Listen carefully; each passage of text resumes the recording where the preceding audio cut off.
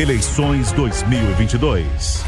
Vamos nessa, gente, porque em visita à Universidade de Brasília, o ex-presidente Luiz Inácio Lula da Silva participou da 74ª reunião anual da Sociedade Brasileira para o Progresso da Ciência. Durante um discurso, Lula levantou a suspeita de que há casos de corrupção no governo do presidente Jair Bolsonaro. Nós vamos ouvir. Ultrapassando as piores previsões, o atual governo colocou o Brasil numa máquina do tempo rumo ao passado.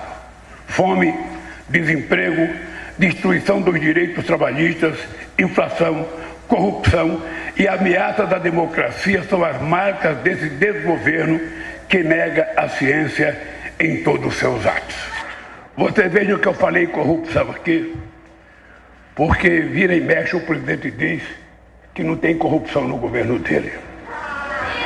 Me parece que ele não sabe a família que tem. Me parece que ele esqueceu do Queiroz. Me parece que ele esqueceu da quadrilha da vacina. E agravante, para toda e qualquer denúncia perto dele, ele por decreto decreta sigilo de 100 anos. Que é uma coisa que nós vamos fazer um revogaço no primeiro dia de governo. Muito bem, tá aí a fala do ex-presidente Lula num evento levantando inclusive as suspeitas de corrupção do governo do presidente Jair Bolsonaro. Piperno, você começa essa. Paulo, inicialmente estava até aqui silencioso porque, sinceramente, no tema anterior eu ouvi assim, eu diria para você, um desabafo até um pouco agressivo, acima do tom, né? Muito falseado, mas de qualquer forma eu falei, não vou entrar nesse debate, porque aí também, às vezes, é descer um pouco o nível. Mas em relação ao que disse o ex-presidente Lula, eu acho que, veja, é um jogo de campanha. O outro lado fala que ele é ladrão, ele fala que na família do presidente também tem coisas muito sujas, e isso a gente vai ouvir até o final da campanha. É claro que qualquer dos dois lados pode sim apontar no mínimo suspeitas em relação ao outro, e aqui não é fazer jogo de falsa equivalência moral, não, porque até hoje, por exemplo, ninguém explicou a história dos cheques do Queiroz na conta da primeira-dama. No começo, o presidente ainda montou lá, ainda apresentou lá uma história, não, eu emprestei 40 mil, foi mais do que os 20 que apareceram, tal, mas depois apareceram, na verdade, 84 mil reais, e sobre isso a gente não tem realmente nenhuma versão, nenhuma justificativa. Mas isso é só um detalhezinho. Só recebendo quem nos acompanha em todo o Brasil, são 5 horas e 35 minutos. Para você que chegou agora, a gente está conversando um pouco sobre as falas de Lula a respeito da corrupção no governo de Jair Bolsonaro. Por favor, Piperno. Então, é claro, aliás, está vindo até livro aí, né? Agora em setembro, livro da jornalista. É o que você acha.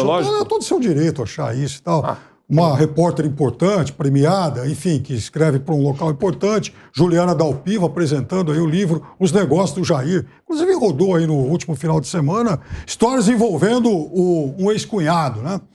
Mas então tem sim, né? E isso precisa ser muito bem apurado. E é claro que esse é o típico discurso de campanha em que você tenta atingir o outro lado. Constantino, ele subiu o tom, né, o Lula? Se a gente analisar de semanas para cá...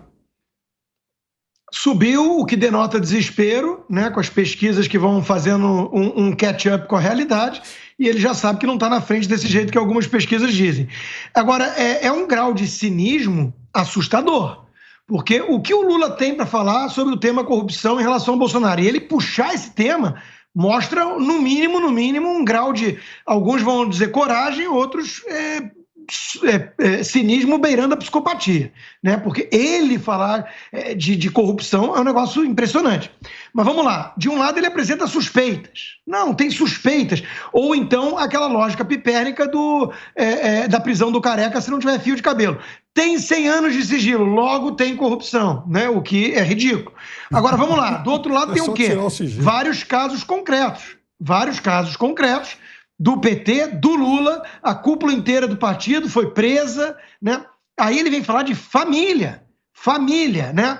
Bom, de novo, capa da Veja, o Ronaldinho de Lula. O filho dele limpava esterco de elefante em zoológico. vendeu uma empresa por 5 milhões de game para Oi Telemar e pouco depois teve uma mudança na Lei Geral de Telecomunicações que permitiu a fusão com a Brasil Telecom. Uma baita de uma coincidência, obviamente. E aí o Ronaldinho começou a ganhar mais e mais dinheiro. Hoje em dia o Lulinha é multimilionário, assim como o pai, aliás, né, que é podre de rico. Então, de novo, essa estratégia é melar o jogo. A estratégia do PT aqui é: não tragam o assunto da ética da corrupção. Vamos deixar isso fora da equação política e eleitoral. Então, essa é a estratégia. Não vai colar, porque eu não tenho a menor dúvida que o Bolsonaro vai entrar nesse jogo, vai topar, vai para o ringue e vai bem armado, porque não é difícil, né?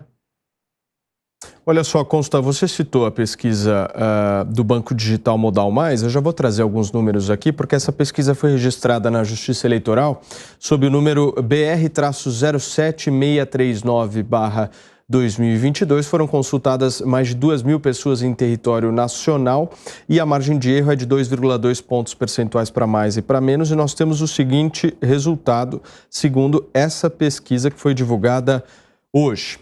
O ex-presidente da República aparece com 39,6% das intenções de voto e o atual mandatário do país, Jair Bolsonaro, ficou com 37,5%. Então, segundo o cenário da pesquisa Modal Mais /Futura, nós temos 39,6% a 37,5%. Lembrando que às 6 horas da tarde, 6h30, nós teremos um novo Datafolha aqui para analisar na programação. Por favor. Paulo. Fala. Desculpa, 30 segundos só sobre essa pesquisa do Maia, um dos caçulas entre os institutos.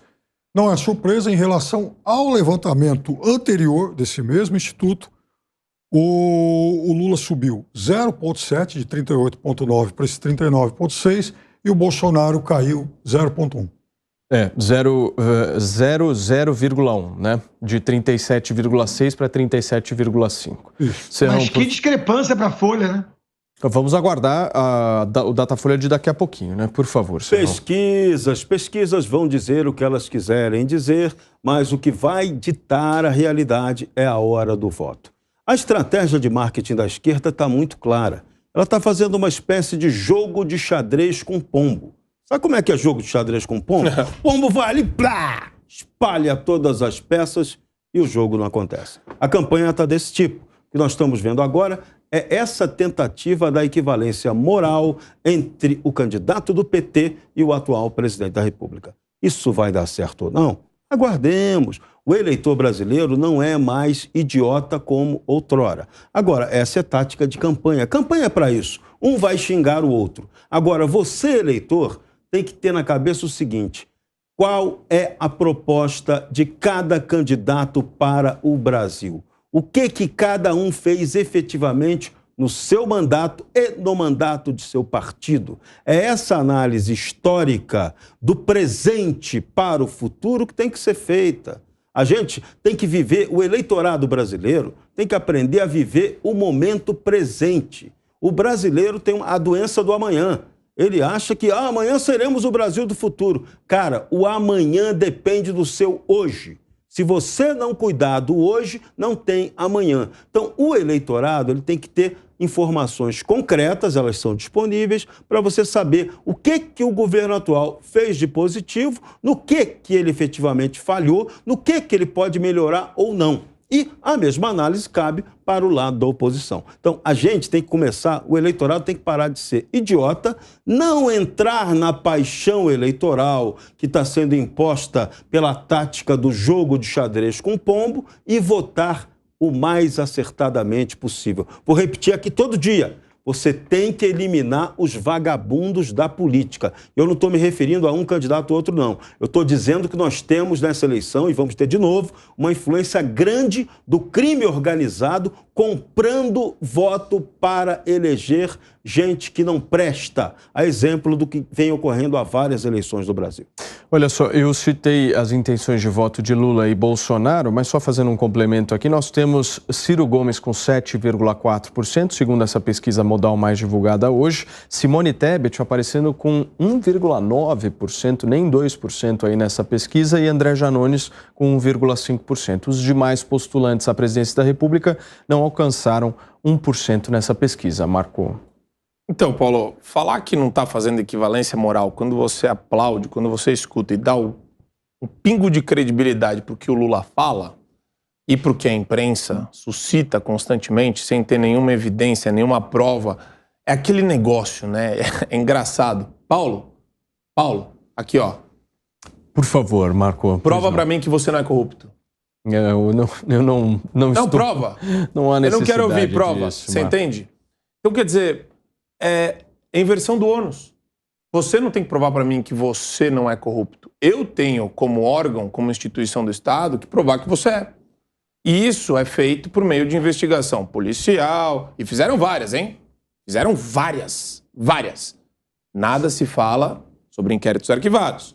Nada se fala sobre denúncias ineptas. Não tem. Que existiram. Não são só inquéritos arquivados, não. Tem muito inquérito que está aberto aí. Opa! Isso, Piperno. Muito inquérito aberto aí. Altas especulações. Inclusive, sobre a turma que roubou na pandemia, hein? Vem aí, hein? Tô anunciando isso, hein? Agora, vem aí, hein? Já da cúpula do PT, os inquéritos foram todos finalizados. Foram todos finalizados. Só que daí o que acontece? Quando você fala que não faz equivalência moral e daí fala, não, os dois lados vão fazer denúncias, isso é normal, é do jogo político, é o equivalente a você falar o seguinte, Paulo, eu não gosto de misto quente, mas eu gosto de pão, presunto, queijo, aquecido. Quer dizer, é uma forma de você falar para as pessoas que você não faz equivalência moral. É uma tautologia. É uma tautologia. É. Isso daí é evidente. Então, não, veja bem, Paulo, eu não faço equivalência moral. E daí, no discurso seguinte, você fez equivalência moral. Você falou, os dois lados vão fazer denúncias, isso é normal, é do jogo. Quer dizer, de novo, aquela tentativa de normalizar a questão do PT também. Vamos rememorar que vários tesoureiros, secretários, presidentes foram presos, fundos de pensão, presidentes de fundos de pensão, todo esse pessoal que devia ter sido afastado da história política PL, do país, PTV, do PP está também. querendo voltar. Quanto foi devolvido aos cofres públicos só da questão da Petrobras? Uns 5 bilhões, né? A gente está falando de muito dinheiro. Olha, Constantino, Piperno, você estava dormindo, né? Não, até porque eu vou falar uma coisa. Não, eu perguntei isso porque o Piperno está encasquetado com cheque de 80 mil reais. O Constantino... Eu quero só lembrar da magnitude. Constantino... Devolvido para o cofre público o montante de 5 bilhões de reais só de desvio da Petrobras.